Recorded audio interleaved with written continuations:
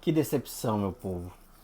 Esse vídeo, na verdade, é para mostrar minha indignação de como anda a polícia militar. Eu acabo de vir de uma audiência em que o militar ele era julgado, o militar aqui de São Paulo, por extravio de armamento. Mas não é aqueles casos que já são conhecidos, sabe? Que o militar vai pra praia, pega a arma, coloca na areia, enterra e vai nadar. Ou o Mike tá bêbado, coloca a arma em cima da mesa do bar na hora que vê não tá mais lá a arma. Aluga uma casa na praia, deixa a arma em cima da mesa, porta aberta, toda a janela aberta, de repente vai pra praia, volta a arma, não tá mais lá. Não é um caso desse.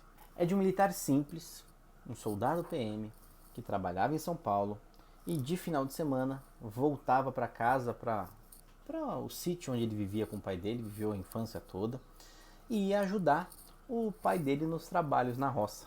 E quando eu falo roça, eu tô falando um sítio, uma propriedade grande. E para quem nunca trabalhou no interior, eu já fui aspirante no interior, é um lugar complicado. Quem só trabalhou em São Paulo não tem essa vivência. Tem roubo de gado, tem roubo de maquinário agrícola, com um indivíduo com fuzil, com um indivíduo com calibre 12, vai 15 indivíduos de uma vez, amarra todo mundo no banheiro, ou às vezes mata os animais só para pegar a parte que tem mais valor. Então não é tão simples como você está imaginando. E quando o militar ia com o pai dele lá longe no pasto, lá longe, bem longe da residência, ele levava a arma num coldre dissimulado, a arma da corporação, e ia em meio ao matagal junto com o pai dele.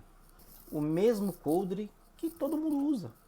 O mesmo coldre que você, policial militar que me assiste, vai paisando no ônibus, vai na feira, vai no mercado, você vai de moto, né? Uns andam na cintura, outros andam com o coldre na axila, na perna.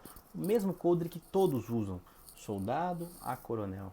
Mas num dia, por algum motivo, provavelmente realmente alguma picada de animal no cavalo, o cavalo disparou por algumas centenas de metros. E para quem nunca andou a cavalo, quando o bicho dispara, realmente é uma coisa louca. Dispara correndo, você vai tentando segurar e você tenta não cair, depende do jeito que o bicho pula.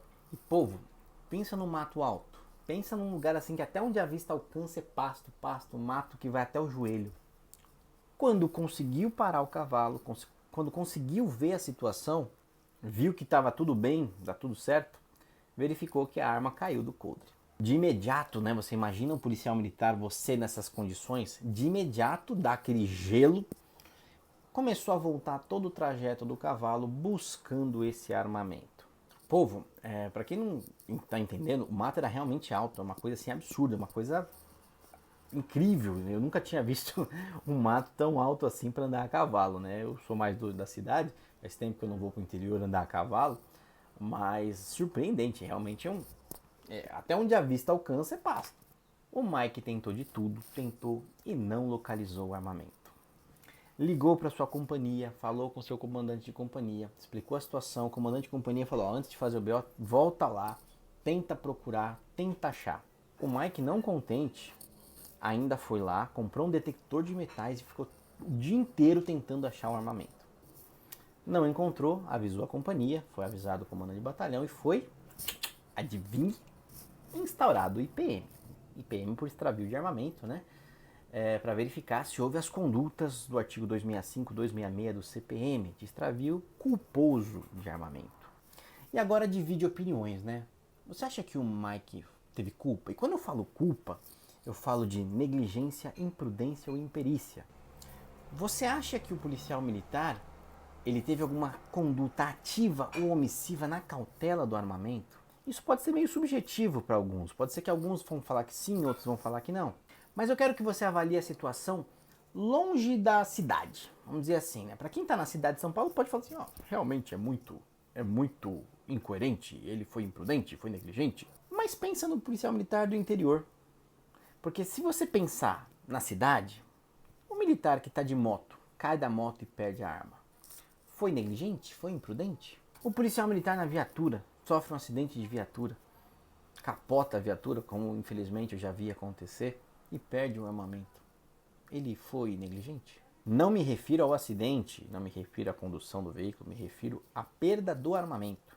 A questão é, eu sei que é subjetivo, mas vocês conseguem ver este fato que ocorreu com o policial que estava ajudando seu pai a retornar o gado para o seu sítio, para sua fazenda, como um caso fortuito, que poderia acontecer com qualquer um?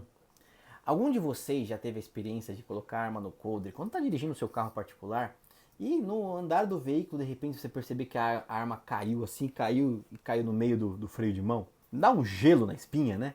Isso já aconteceu comigo, Na hora eu vi e coloquei de volta, né? Mas já aconteceu comigo. Mas a questão é, vocês conseguem ver isso como um caso fortuito? E por que eu estou perguntando isso? Porque se fica comprovado que é um caso fortuito, um acidente que poderia acontecer com qualquer um, uma força maior, não é crime. Ele não agiu com negligência, ele não agiu com imperícia, ele não agiu com imprudência.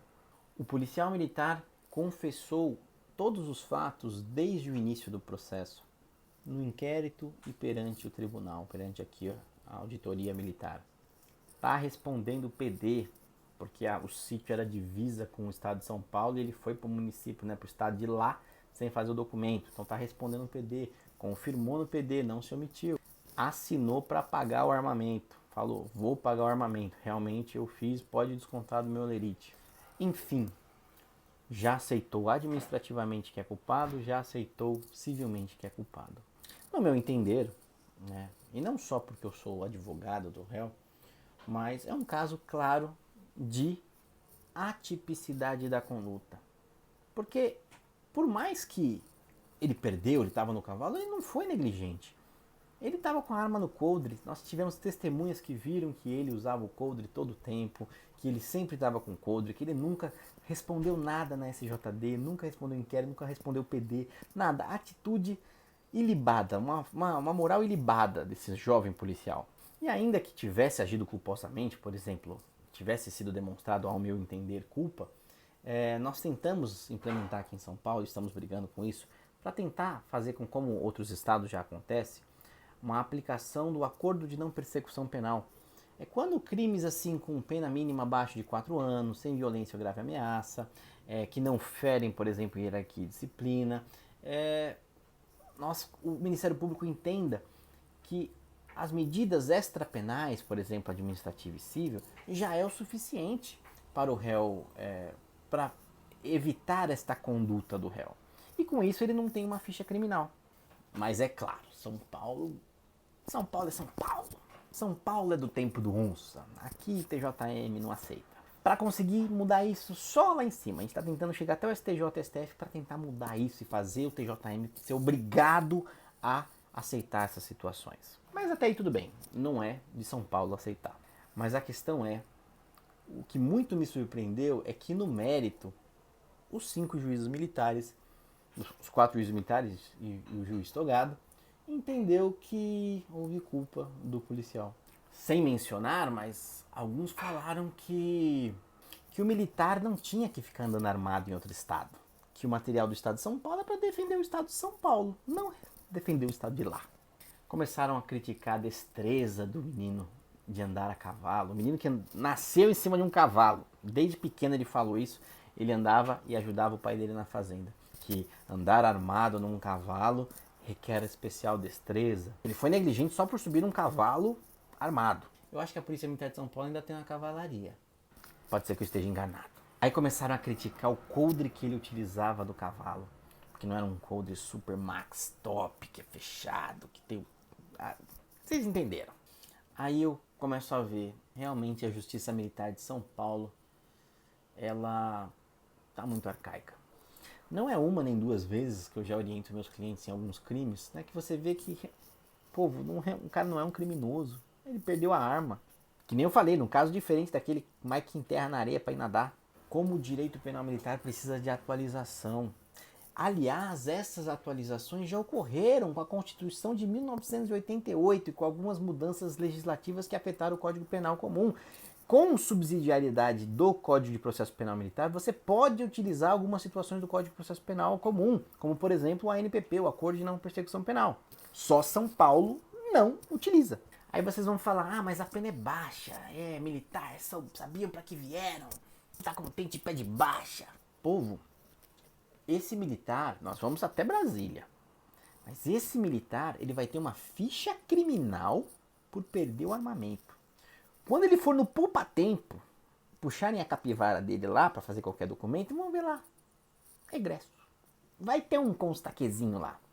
Quando ele tentar fazer lá o visto americano, se o nosso jovem policial quiser ir para os Estados Unidos, vai ter que explicar na embaixada americana por que ele é um criminoso. Há casos que policiais militares precisam ser punidos, precisam perder a farda, eu sei disso. Mas há casos que a condenação criminal, que a própria, vamos dizer assim, a própria atualidade legislativa penal não aprova, mas o TJM de São Paulo continua fazendo. Há casos que a punição não deveria ser penal.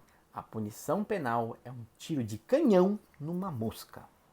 Você pode até matar a mosca, mas não é o meio mais eficaz de fazê-la não sentar mais naquela merda.